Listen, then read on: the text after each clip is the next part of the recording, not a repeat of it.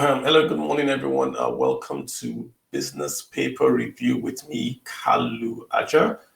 Glad to have you all here. Hope your week is going to be great. Let's get right into it. A few good stories here we're just going to touch on. Normally we do the economic review, but guys, trust me, nothing has changed. The only major change this week is inflation. So inflation figures came out, I believe that was Thursday or Friday. So the headline inflation in Nigeria right now, according to Nigerian Bureau of Statistics, is 20.52, right? 20.52. That's a big change. We have food inflation galloping to about 23.12%. What this means for your pocket, right, is this.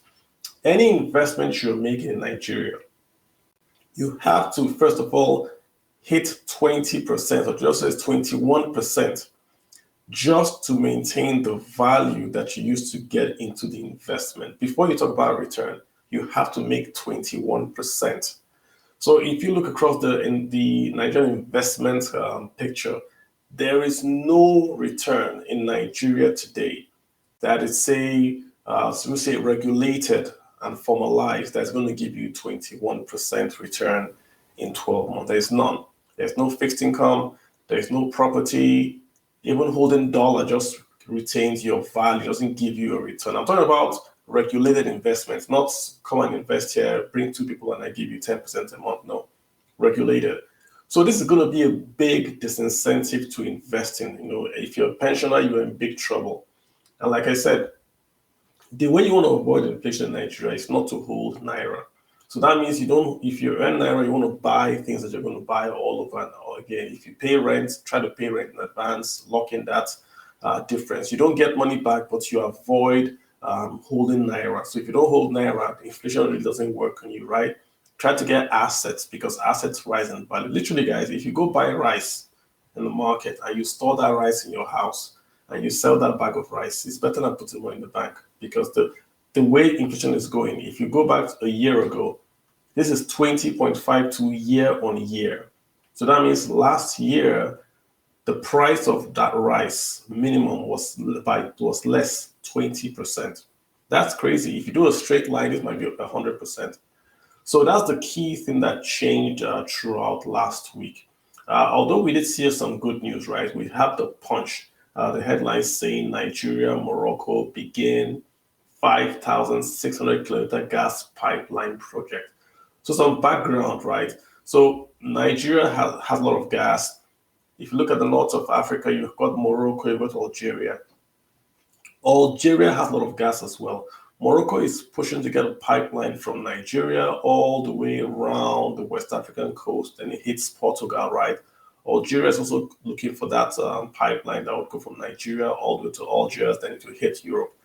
I think the Moroccan pipeline, because it goes right around and it's in the water, it's a bit safer. I mean, safer from being blown up, safer from militants, bandits, Boko Haram and all that. So I think it's a bit safer.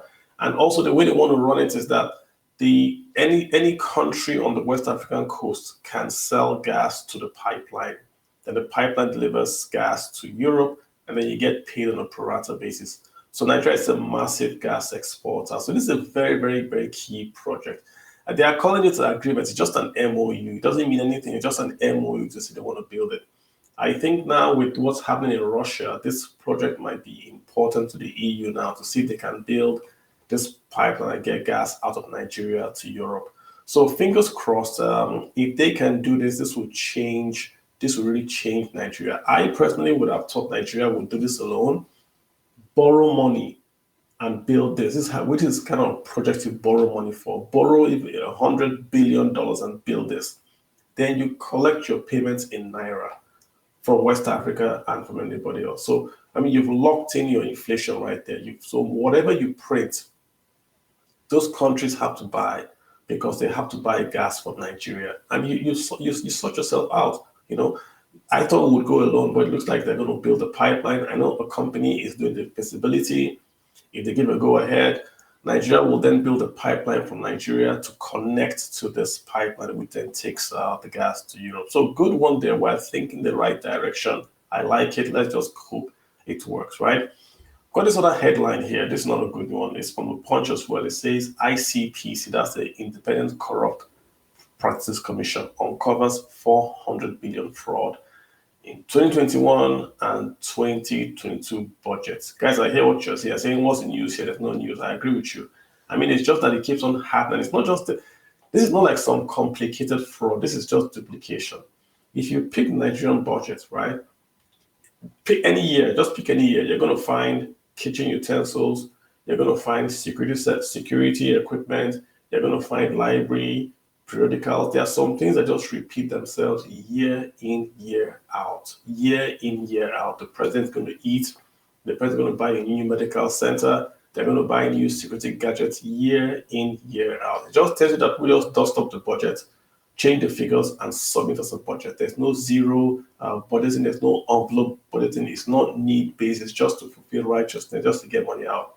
So there really is no story there. I think the story is just to say we're a bit disappointed that this is still going on, even in 2023. So yeah, I don't like it, right? Okay, but this might be a good one. This is from the Cable. It says Nigeria has signed a 23 million euro agreement with France to boost electricity supply. This is kind of good. So essentially, France is going to invest, or should we say the French Development Agency called the AFD is going to invest in the Northern Corridor transmission project. So they want to basically invest in transmission. I think that's where the weak link is. We have the GENCOs, we have the DISCOs, but the guys that does the TCN, the Transmission Company of Nigeria, is still federally owned, not doing a good job, right? These were the guys that were supposed to go on strike, that the unions were to go on strike a few weeks ago. So they need all the help they can get. So if this is going to be positive for them, hooray, let them go get it. That's going to be good for them. All right, guys, let's pick the story up I saw today. It's from The Sun, and it's basically talking about the RT200 policy. Now, if you just give you some background, this is from The Sun. Yeah, Sun is saying the RT policy document from the central bank. So the central bank is saying that their policy, this RT200, is attracting more export commodities. In fact, they're seeing this as a success, right? So what's going on with this RT200? So look at what CBN does. The CBN governor is a politician. He's not a governor. He's a politician. So he doesn't want to devalue. He doesn't want to raise interest rates. He's trying to play that line that he won't annoy his party, the APC, but he wants to also do his job, which is to maintain, the monetary policy and exchange to the federation. So what he does is this. If the federal government, or if he sets the exchange rate right now, we're about 435, that's the official rate, the NAFEX rate, 435. He then goes behind, CBN goes behind and says, if you sell us dollars, if you bring back dollars into Nigeria, we'll give you an extra 65 naira. So if you sell, for like I put an example up on Twitter, if you sell $10,000 worth of, say, cashew, and you give it to CBN, you remit those funds through the CBN. CBN is going to pay you the 435 plus the 65 naira. So essentially you get 500 naira if you exchange. The problem is this, the black market is going to pay you 700 naira plus.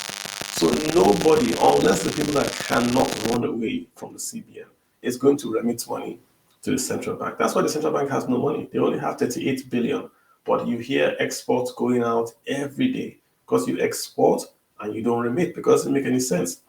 This is the thing about the valuation we're talking about. If you remember 2 weeks ago, we brought an export guy to the spaces, and he said Nigeria exported a lot of cashew. Cashew is not the largest export from Nigeria. He explained that we export a lot of cashew because Nigeria devalued her currency. The other cashew exporters in West Africa did not. So our cashew is very, very cheap in terms of, if you bring $1 to Nigeria, you get more cashew than take $1 to, say, Equatorial Guinea or the other African cashew exporters. This is the thing about devaluation. You are promoting export because the foreigners would come to Nigeria because they can buy cashew. The same cashew, right, is a commodity, at a cheaper price. So what the CBN is doing is they are devaluing the naira administratively from 435 to 500. So the value, if you export and you bring your currency back, you don't get 435, you get 500. It would make perfect sense if the exchange rate in the black market was say about 510. Nobody would waste his time. People just come, straight to the central bank. But the gap is too wide. It's 700, and I'm just being charitable by saying 700. It's about 710 or 705 and all that. So until they fix that gap, that difference between the black market and the central bank exchange rate, nothing's going to happen. No one is going to remit money to Nigeria at 500 naira. They won't be able to remit half, and they will tell CBN they're going to remit the other half. Then there's a standing CBN circular that you should remit your forex, and they actually give times and actually give penalties, but no one's going to do it. No one. I mean, people are in business to make money. And this is the problem with having a strong naira. You are encouraging imports, not encouraging exports. So that's that story there for the RT200, right? So let's talk about this good story here. How this good, I think it's a good one, or if it's just a wait and see story. It's on the Punch. Is the red line to begin operations first quarter 2023. So the red line is the Lagos State's, should we say, light rail. That's what's going to really transform Lagos. And Lagos is saying that the 37-kilometer red line is supposed to go from Agbado in Ogun State all the way to Marina in Lagos. Just imagine all the guys from Mowe, no more Third Mainland Bridge, just get on this light rail, and you are in Marina. It's just wonderful if this happens. But they're saying the first phase, just Agbado to Oyingbo, that's near Yaba. That's what's going to be operational by Q1 2023. I mean, I'll take it. This thing has dragged, you know. I remember when this project was announced. This was announced the same time the federal government announced their Kaduna to Abuja rail, which was the first standard gauge rail in West Africa, and I think in Sub-Saharan Africa, the one from Kaduna to Abuja, standard rail. And I always thought that Lagos was, a bit leaner. They were better managers of resources than the federal government. That they would get this done well before the federal government, because Lagos State's bond rating is the same as the federal government of Nigeria. So only that the Lagos State cannot borrow externally on their own. No state can borrow externally. You have to go through the federal government. So Lagos State had to go through the federal government. But apart from that, they have the same bond rating. And the federal government did their Kaduna rail. Lagos State started to just, it took too much time. I know there's politics involved. I get it. The government then sort of slow walked Lagos. But really, this was during Fashola's time. We've gone Fashola 2 terms. We've done the other guy, Ambode, I think. Then we're doing Sanyo, and still, this thing's not yet done. So hopefully this is going to get done. Even if phase 1 is going to be a big, big, big boost. But then what happens to Oyingbo? Are they going to be park and ride in Oyingbo too? So you can park your car in Oyingbo and then go all the way. So it's going to change, but I think it's going to be a long time before we actually get that habit of park and ride and go on the train to Marina. But when it happens, guys, Lagos is going to be, what you see now is going to be like minus 10, because then their revenues are going to go up big time. And of course, ease of doing business in Lagos will improve drastically. So I'm rooting for that rail to commence. I think we need it big time. All right, guys, I just set you up with that good story. So we're going to the really funny story that we have. This is from, and it's going to be 2 stories together as one. So OPEC releases their, what they call their monthly report every month. So OPEC's monthly report is out in terms of, they talk about the exports, imports, and operations of all their member states. So they are saying that Nigeria, as at August 2022, our output has crashed to 900,000 barrels per day. That's a big one, guys. I mean, it was a million that they had in June, July. Now in August, it's 900,000. And of course, the rig count, they also measured the rig count. They said we had about 16 rigs same time last year. Now we only have 10. So that just tells you what's going on. There's a lot of the supply has left the market. Lots of folks have basically left as well, which you can see in the rig count. The rigs are going down. The output is going down. And we all know why the output is going down. It's not because of the rigs per se. It's because of the stealing, right? There's so much stealing of the Nigerian crude from the pipelines onshore that it's not profitable to sell or to transmit oil onshore Nigeria. You have to be offshore. So we're losing, the NNPC guys said we are losing about 400,000 barrels a day. That's locked in and not flowing. We've seen many entrepreneurs like Tunelumelu say, listen, he lost 95% of what was pumped onshore. So, I mean, and then was like Pengerson says the same thing, 90% is lost when you pump. So this 900,000 just shows that no one is pumping. There's no point pumping, right? Because if you do it, it's going to get stolen. So 900,000, really, that's crazy, really crazy. But this is one that actually caught my fancy. Let's go. The OPEC is then saying that, but even though supply has reduced in Nigeria, the prices internationally for crude oil has gone up. This time last year, the price of crude oil was 67. Remember, Nigeria sells the light money crude. So the price for our light money crude was about 67 per barrel this time last year. Now it's 110. That was in August, remember, in August, 110 per barrel. So the revenues Nigeria is making because of the increase in price, we're sort of covering up for that loss of production by the increased price. We're sort of covering up. The question now is, where is the excess crude account? It's almost empty. So if price has gone from 67 to 110, the excess I think excess crude is about 45 or 55. The excess goes to the excess crude account. That account is largely empty. So where is that money? Where is that money? Where did that money go to? Who is spending that money? What are we using it for? I hope we're not using it for to pay quote unquote poor people, because that's the way they go now. I'm going to pay 5,000 to poor people. Then it comes to 25 billion, and they tell you that's where the money went to. So that's a question to ask. Where is the excess crude revenues going to? And that story allows us to dovetail into our final story. And this is from the NNPC Limited. They are saying that they're securing the pipelines. The pipelines that have been stolen, they're securing it from January to June 2022. They paid 12.43 billion. Let me repeat that figure, guys. 12.43 billion is what they paid to the ex-militants and other contractors to secure the pipelines. And if you look at the breakdown, it just doesn't make that much sense to me. The figures are not the same. The figures keep on changing. I mean, if you're paying someone to guard a pipeline, why should the figure change? This is just, I really don't get why should the figure change. Let me pull up the exact figures. I'll give you guys from January all the way to June, right? Just so maybe you guys can show me what I'm missing here per se. January 1.1 billion, that's January. Then February 368 billion, March 2.6 billion, April 464 million, May 498 million, then June 8.3 billion. What happened in June? 8 billion in June. May was 498. Well, I mean, so what? Did they steal more or did they protect more in June? The problem is that we don't have this figure for, say, August, September to have an idea of if this contract is actually working. But if we're paying from 498 million to 8 billion, this is from May to June, I hope we are saving the oil that is the same oil is being stolen, is being saved.